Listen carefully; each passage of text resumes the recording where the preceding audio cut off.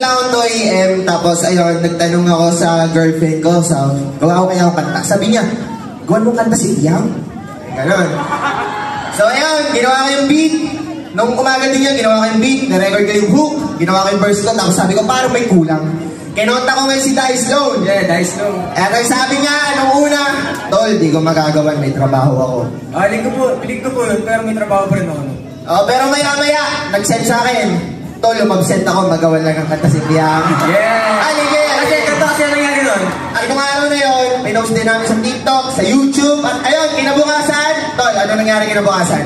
Yan, million views agad sa TikTok. Bakit tayo sa suportan nyo lahat?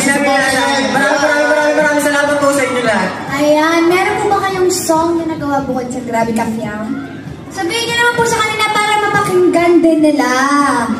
Ako nga pala si TYR, sa Spotify, sa YouTube. Makikita nyo kami kahit saan, sa TikTok, sa Facebook, ayun.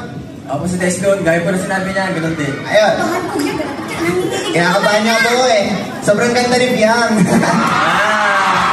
Ayun, nakita ko rin sa Madami na po kami nagawang kanta, ginawa na rin po namin ang kanta ang Jet, Yang. Diba ko?